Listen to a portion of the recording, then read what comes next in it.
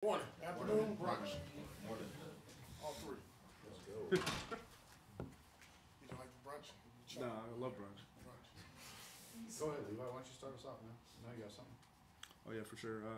Basically, when you look at the film, moving forward, what are some things that you really do like about the Rams' offense and defense that ways you have to attack them? Yeah, I think offensively, when you look at the Rams, shifts, motions, eye candy, left and right.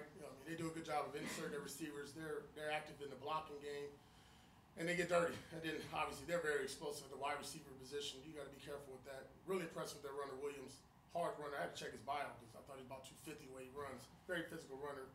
Defensively, looking at an athletic group. Over the last couple of weeks, really good on third down, attacking the quarterback. Pressures. That D line is probably setting the tone for them, and their linebackers are smart players as well. So follow up to that, when you look at Matt Stafford, obviously being a veteran, what are some things about him that just makes him hard to defend? He can throw the ball from anywhere, everywhere, every angle, accurate, sees it, no look passes. We go against Patrick Mahomes twice a year, and if you got a good warm up for Patrick coming up in a couple of weeks, it's good to go against Matthew Stafford. What's the message to the team after losing a guy like Devontae? Next man up, move on. He was out for the last 2 weeks, so we're fine. Now that that situation is over, is it kind of like a cloud is gone or relief? Just business as usual, and that's how we've been really operating the last couple of weeks. I know you guys don't get better offensively by losing a guy like him, but what have been some of the positives from the pass catches that you've seen the last couple of weeks without him in there? DJ Turner, I think that's been really impressive for us. More Brock Bowers, I think that's been good. You saw Harrison Bryant as well show up. So I think just all these other guys who had a smaller role now understanding their role is bigger and whatever it is. Like I told them, hey, listen, man, you might only get 3 or 4 catches, but make the most out of them, right? You might get 2 or 3 deep balls down the field, make the most out of them. You might only be coming in the game just to block, be the best damn blocker. So everybody understand their role. You never can replace an all-pro receiver like Devontae, but at the end of the day, we're not trying to. We're trying to be the best versions of ourselves. Antonio, when you think about everything that Aiden's sort of gone through since last year, you bring him forward when you got the interim tag, and he's the backup, now he's a starter. How has he grown mentally off the field to prepare for a situation like this to get sort of thrust into the fire? Yeah, he didn't blink. When I brought him upstairs and told him, we're going with him again, and he looked and said, deja vu, huh? We're doing this again. So we both looked at each other and smiled. But like I said before, Aiden has really approached this entire season, for the off-season training camp, like a pro. Even when he lost the battle early on, went out there, gave us the best looking scout team. I was always knowing that he was ready and prepared to go out there mentally. So it's just about getting him back in the groove.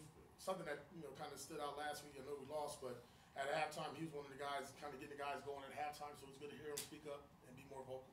Is there an update on Jacoby and how his ankle's doing? Yeah, Jacoby, he'll be out of practice today, and hopefully get him back by the end of the week. We'll see though. You've spoken highly about how Divine played on Sunday a couple times already. It's a lot different from when we asked you about him before he got hurt. You said you needed a little more consistency. I know no one ever wants to miss time, but did he kind of maximize that, somehow get fresh, get his mind right to have a performance like he did on Sunday? Yeah, I think sometimes when you step away from the game and you're watching from the sideline, you see what the coaches are seeing. And obviously he stands next to me and Mike Caldwell, linebacker coach, and there's a lot of coaching going on throughout the game and just things that we're talking about. And then when you get out there, what you saw was somebody that was fresh, explosive. He was very physical.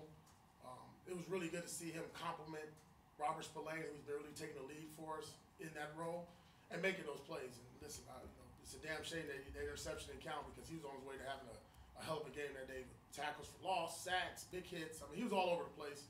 And he's healthy and he's fresh and he's in the right mind space. So I'm looking forward to him this weekend as well. Coach, with Tom Brady officially on board now as a part owner, I'm just kind of curious your thoughts about what impact you think he might have. And I hear you have a little pastor too. Yeah. Obviously, we go way back, obviously, from both being California guys and playing against each other in the preseason when we were backups. But I have the ultimate respect for Tom Brady. He's pro's pro. He's a grinder. His whole life has been hard to challenge. I know we look at the end result and see the championships and the GOAT label, but he's worked his ass off. He's worked his ass off into this opportunity to be a minority owner with the Raiders.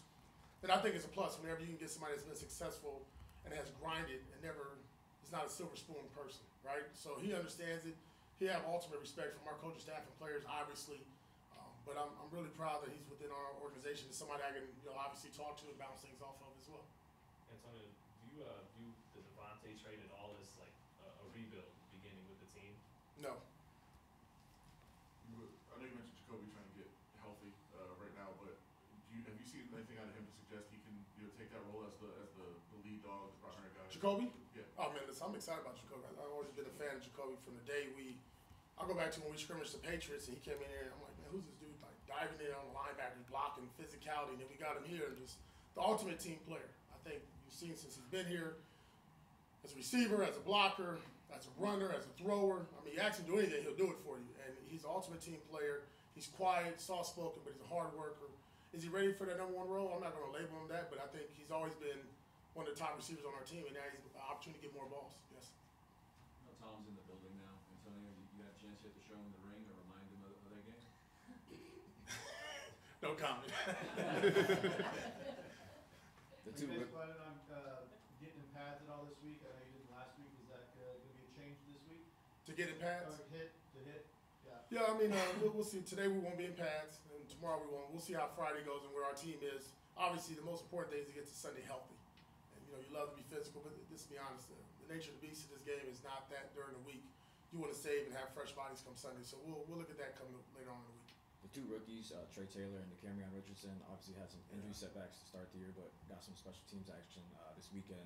How have you seen them approach these last couple weeks as they ramp their intensity up, and how excited are you to get them in the mix moving forward? Yeah, no, I thought with Trey Taylor, man, again, we was really excited about him back in the spring and then obviously in the summer, and then obviously injury held him up there. Same thing with DCam, but I thought last week on the special teams roles that they had, you saw the speed with DCam. I mean, he's flying down there at the gunner and the vice guy on a punt return. And Trey Taylor, just a physicality that he shows up. I mean, he's a pretty big safety when you really see him in pads again. It's been a while. Both guys out, just hope he keeps growing in that role on special teams, and at some point we can get him in on defense. Is Zamir White going to be practicing? Yes, sir. You guys good? Thanks, Coach. All right, guys. Have a good one. Thank you.